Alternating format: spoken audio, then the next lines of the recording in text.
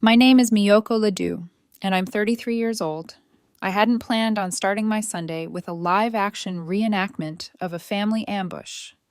In fact, I was halfway through my second cup of black coffee, the bitter, grown-up kind you drink when you've long outgrown the illusion that sweetness solves anything, when my doorbell lost its mind. Not a polite ding-dong. No. The kind of frantic, unhinged pressing people use when summoning an exorcist. For half a second, I considered ignoring it.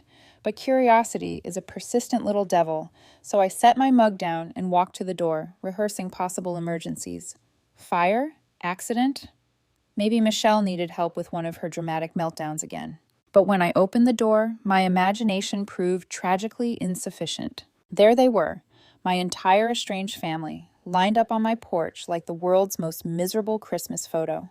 My father, Charles, was staring at my siding like it personally offended him. My mother clutched her oversized handbag as if I might snatch it and flee.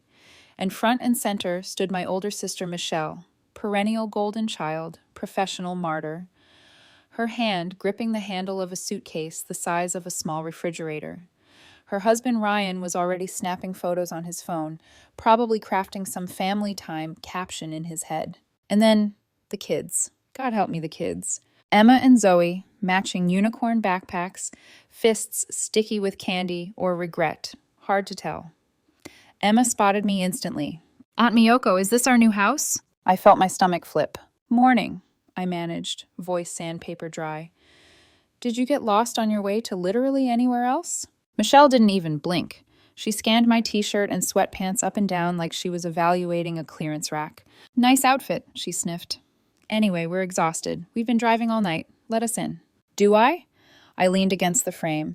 I wanted to ask if they were joking, but Michelle wasn't familiar with humor. Ryan stepped forward, his smile pulled so tight it looked painful. Miyoko, it's been too long. We've had circumstances.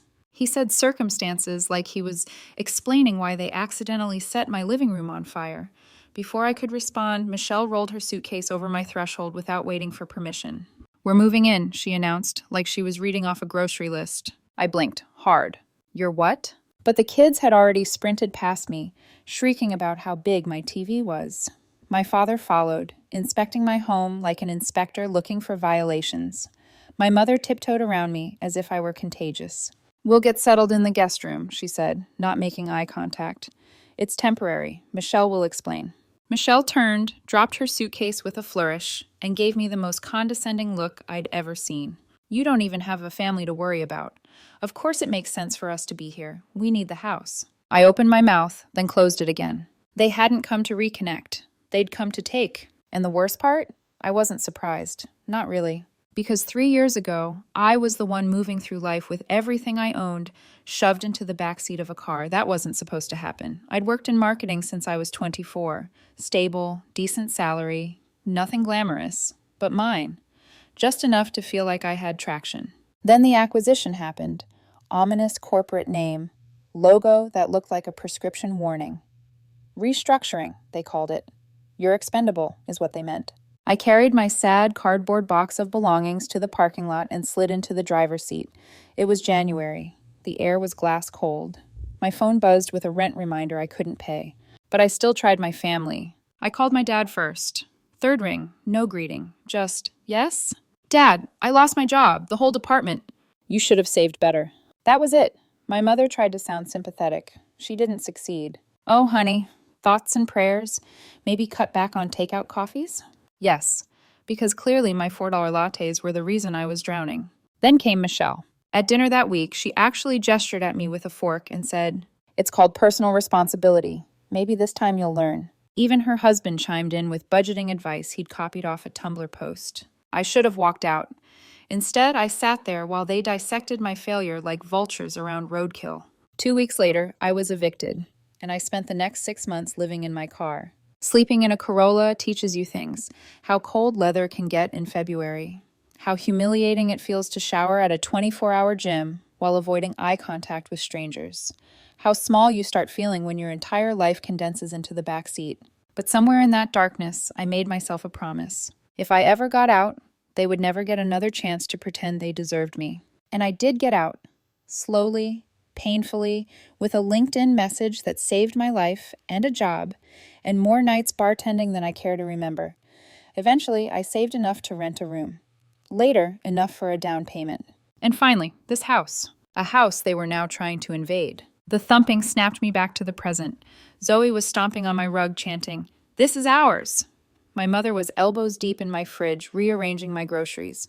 Ryan filmed everything like a bizarre suburban documentary. Michelle came in last, surveying my living room like she was considering remodeling it. "Nice setup," she said casually. "We'll be more comfortable here." I stared at her.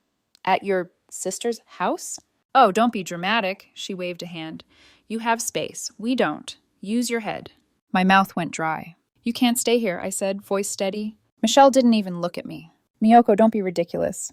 "Rebecca, no," Ryan chimed in with a soothing tone. "Think of the kids." I almost laughed. Think of the kids? Where was that energy when I was the one freezing in a car? My father dropped a duffel bag by the stairs. "We'll take the basement," he declared. "It's the sensible arrangement." There it was, that word, sensible, meaning whatever benefits them. They were spreading through my home like mold, taking, assuming, claiming, all while telling me it was reasonable. But I wasn't the girl they abandoned 3 years ago. I wasn't powerless. Not anymore. And as Michelle's voice droned on about where they'd put their things, something inside me hardened into cold, unwavering clarity. They weren't staying. Not one more hour. I didn't say anything for a long moment. The kind of silence that stretches itself thin and sharp like a drawn wire. The kids ran through the hallway, screaming about who got the bigger room. Ryan continued filming my living room like he was scouting real estate content for his dead Instagram page, and my mother clucked her tongue at the contents of my fridge. All of it blurred around me, because my mind was no longer in that room. It was 3 years ago. Cold, quiet, lonelier than I've ever admitted out loud. People think rock bottom is loud, screaming, crying, catastrophic. But for me, it came quietly. After that humiliating dinner in which my family lectured me about adulting, I remember driving back to my apartment, hands shaking on the steering wheel. The next morning, the eviction notice was on my door, and suddenly my life was in the back seat of my Corolla. Clothes crumpled, toiletries stuffed into a grocery bag, laptop wedged beneath a jacket. I tried for 3 days to fake normalcy. Showers at the 24-hour gym, charging my phone at Starbucks until closing, telling myself it was temporary. But by night 4, something inside me cracked. I lay in the driver's seat, curled awkwardly, neck at a painful angle, breath fogging the windows. And I kept thinking about Michelle's voice. Maybe this time you'll learn. Learn what, exactly? How to survive with no one. How to fall apart quietly so you don't bother them with the sound. I tried calling them again. A stupid, desperate instinct. Dad. Ignored. Mom. Sent me a Bible verse. Michelle. Left me on red. That was the moment I stopped believing family meant safety. I worked part-time jobs. Anything that paid under the table. Bartending, dog walking, handing out coupons dressed as a foam hot dog. Don't ask. The only thing that saved me came through a cracked phone screen at 2 a.m. A LinkedIn message from Marcus, a junior colleague I once helped train. "Hey, Miyoko, heard what happened. I'm leading a small team now. Can you come in tomorrow for an interview?" I cried so hard I fogged up the windshield again. The next day, I put on the least wrinkled shirt I owned, which still smelled faintly of cheap deodorant and stale car air, and took the bus across town. Marcus took one look at me and didn't comment on the dark circles, the trembling hands. He hired me on the spot. It wasn't glamorous. Copywriting for a supplements brand. Then bartending at night. Then back to the car to sleep. But eventually, slowly, things improved. I saved enough to rent a tiny room in a rundown duplex with a roommate, Stephanie, who smoked on the balcony and left inspirational sticky notes on my door. "You got this, girl. Don't let idiots rent space in your head. Drink water today." 6 months later, Marcus gave me full-time hours. A year after that, a promotion. Then another. And I did all of it alone. No help, no emergency money. No, we love you no matter what. Which is why buying this house felt monumental. I remember sitting at that conference table, pen in hand, the realtor smiling politely, completely unaware that I was signing more than documents. I was signing proof. Proof that I could rise without them. Proof that I was worth something even when they threw me away. Proof that I survived. And now those same people were in my living room, tracking dirt on my rug, touching my things, rearranging my life like they had earned it, like they had built it. Michelle was already rifling through my mail. Ryan was measuring the hallway for bunk beds. The kids were opening cabinets. My mother made a face at my coffee beans. You know, Miyoko, you always bought the wrong roast. Too bitter. I stared. You are literally in my kitchen without permission. She waved a hand. Oh, don't be dramatic. I felt it. The click inside me. The one that snapped 3 years ago when I realized what my family actually was and what they weren't. Michelle finally launched into her explanation, hands on her hips, like a disappointed kindergarten teacher. Mom and Dad lost everything. Ryan's contract ended without warning. We had to leave our apartment, and you, she jabbed a finger toward me, have a whole house just sitting here. Obviously, it makes the most sense to move in. Sense, logic, reasonable. They use those words like weapons. And you think, I said carefully, that you can just come here, uninvited, and take over my home? Ryan stepped in before Michelle could respond. Think of the girls, Miyoko. They need stability. Stability. The word tasted foul. Where was their concern for stability when I slept in a freezing car, when I showered in gym stalls, when I walked through the world invisible? Michelle crossed her arms.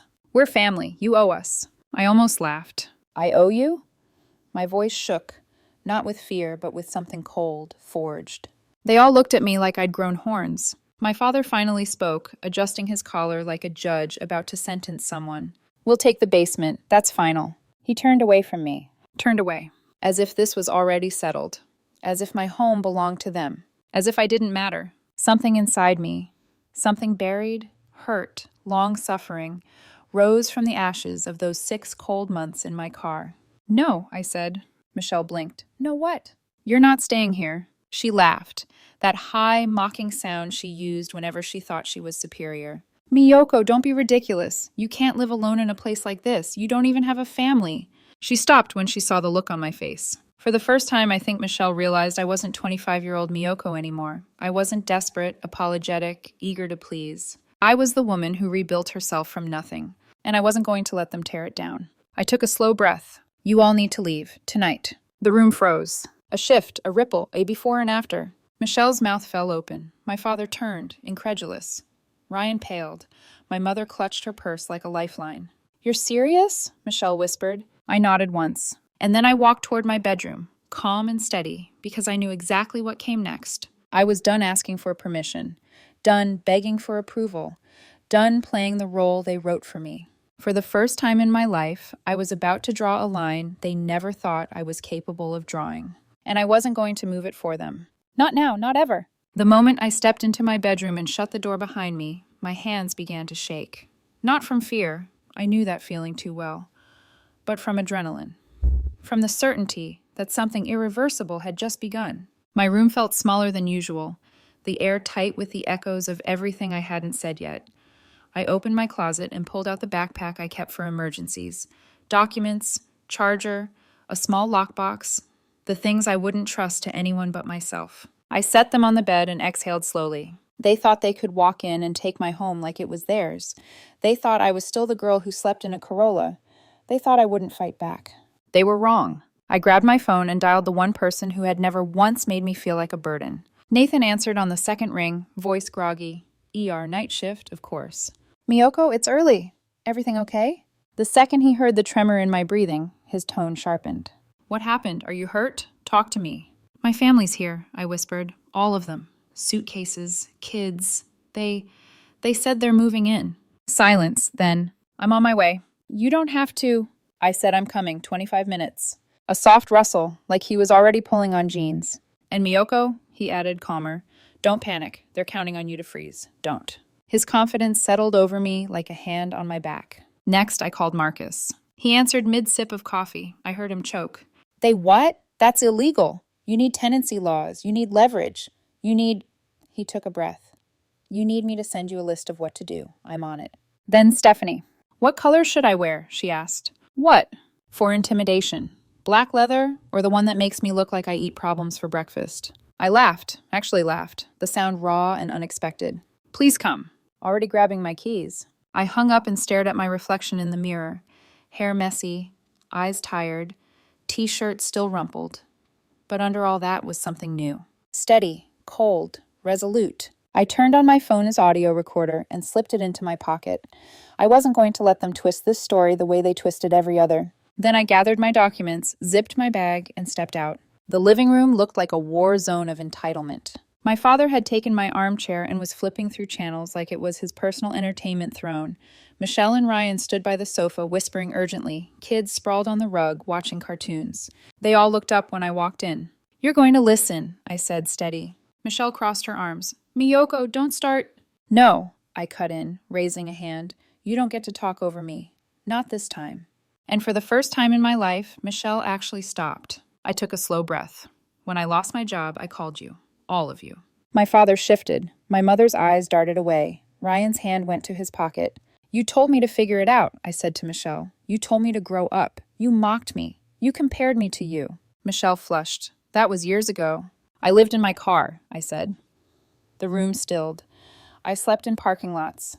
I showered in gym bathrooms. I ate peanut butter from a jar because I couldn't afford bread. And none of you, not a single one, cared. Emma looked up from her cartoon, tiny brows furrowed. And for a second, something flickered in Michelle's eyes. More. Not guilt, more like irritation that I dared to bring it up.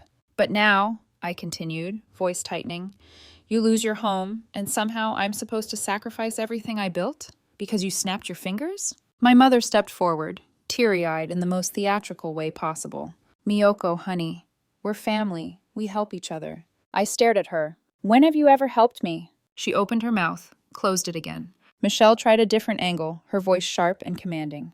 "You can't be serious about kicking us out. What kind of sister does that?" "The kind who learned what survival actually means," I said. Ryan cleared his throat. "Think of the kids." I turned to him. "When I was freezing in my car, did any of you think of me?" Silence twisted through the air. My father stood, face reddening. "You owe this family respect." "I owe you nothing," I said. His mouth snapped shut. And then the front door opened. Nathan walked in like he was built for moments exactly like this. Simple jeans, plain shirt, exhausted eyes, quiet strength. He stepped beside me and nodded once. No theatrics, just presence. Stephanie came in behind him, sunglasses on indoors, holding iced coffee like a weapon. Marcus followed last, holding papers. Ryan blinked. Who are these people?" "My people," I said. The contrast was startling. My biological family who abandoned me. My chosen family who arrived immediately, no questions asked. Marcus spoke first, voice firm. "Legally, Miyoko has every right to ask you to leave. You've entered without permission, and you haven't lived here. She's given you verbal notice. If you refuse to go, it becomes trespassing." Ryan's face drained white. Stephanie cracked her knuckles. "Fun fact, trespassing is arrestable," Michelle sputtered. "Arrest? Are you all insane?" Nathan stepped forward, calm but steel hard. "You need to leave. Today. Preferably now." My mother gasped. "Why is he talking to us like criminals?" "Because you're behaving like ones," I replied.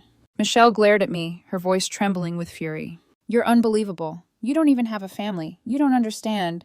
I cut her off sharply. "You're right. I don't have a family, because I stopped mistaking all of you for one." Her expression crumpled, not with remorse, but with outrage. I reached into my pocket and removed the spare key my mother once slipped onto my ring without asking. The key I never used. The key that symbolized an open door I always hoped would finally lead to love, and never did. I held it between two fingers. "This was a courtesy," I said, "not an invitation." I placed it on the coffee table. "I am asking you to leave. If you don't..." I looked Michelle in the eye, steady as stone. "I will call the police, and yes, I will press charges." The words hit the room like a thunderclap. Everyone froze. My father looked stunned. My mother teared up again. Theatrically, as usual. Ryan muttered something under his breath. Michelle looked at me like she didn't recognize the woman in front of her. "Good."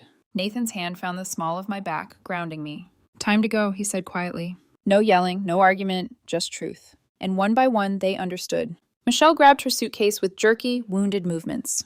Ryan herded the kids, who sensed enough tension to stay silent.